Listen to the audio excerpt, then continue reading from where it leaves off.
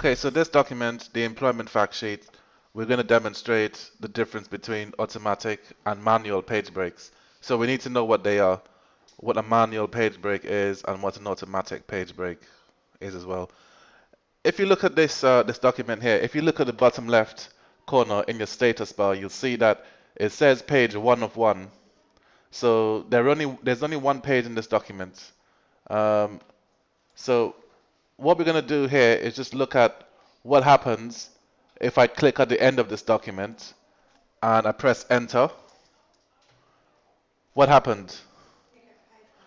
You get a page break, okay? That break in the page is what you call an automatic page break. It's when there's no more room at the end of the page, of the first page, and it breaks the page to continue on the second page. Okay, that's an automatic page break. A manual page break is simply when you force a break somewhere else in the page. So for example, if I wanted to start my document just before the Equality Act, I can click at that point, go to Insert, and select Page Break.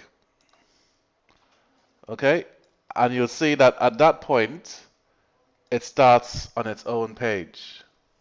Okay, so an automatic page break is an automatic break in the page that happens when you run out of room, and a manual page break is one where you deliberately put that break in a document. If you go to Insert and Page Break. Okay, now that sounds pretty straightforward, but you have to really also understand why it's important as well. So, why is it important to have, or why might you need to put a manual page break in a document?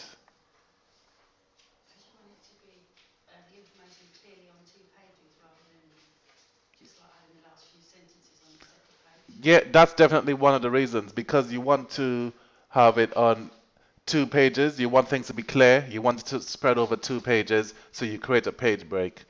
Okay. Another example would be, and this has happened before. I've worked in places before where someone's given me a big, huge document, right, with 50 odd pages in it.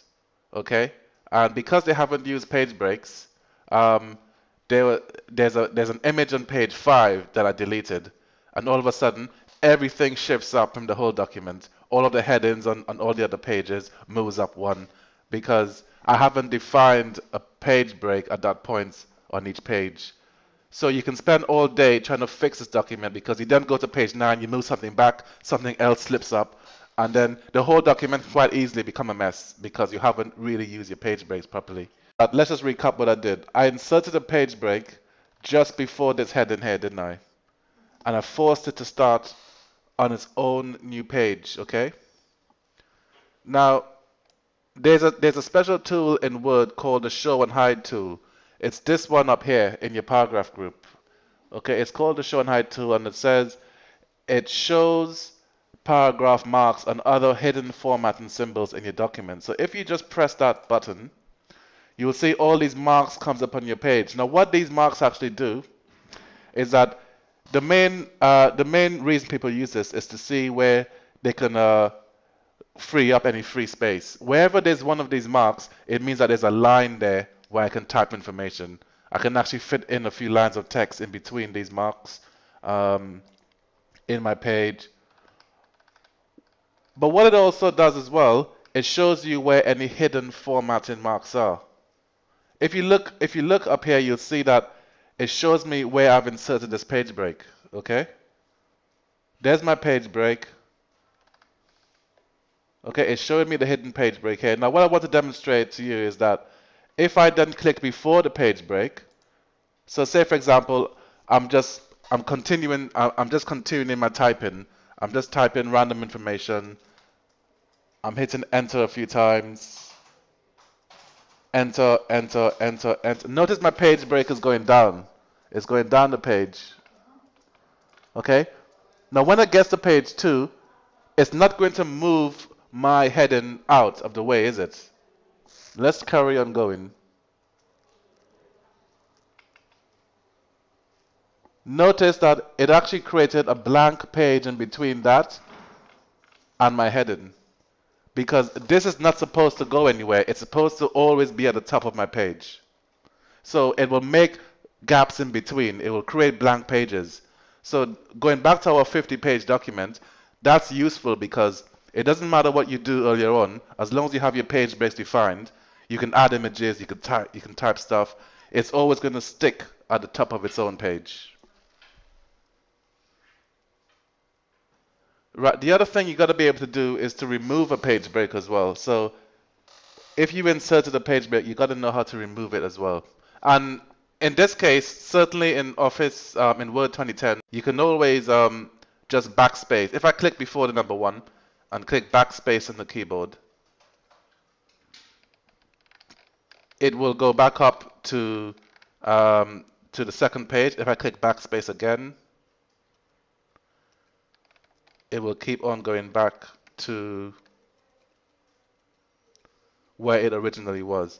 And I mean, I would say that would be the best way or the easiest way to just remove a page break. It never used to be so simple because once upon a time you had to use the show and hide tool like this to see where your page breaks were. And I'll demonstrate. I'll just go back to I'll go back to where this page break was and I'll just click on that show and hide tool. Now notice it reveals where my page breaks are, doesn't it? Now before, you had to highlight this page break like this and delete.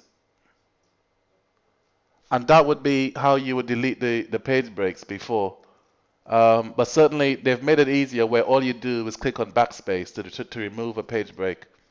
Why is that important? Because you might be using older versions of Office like Word 2003, and you might need to know this way as well to delete a page break. And all you do is click on the show and hide tool. It will show you where your page break is, and then you just highlight it, delete it.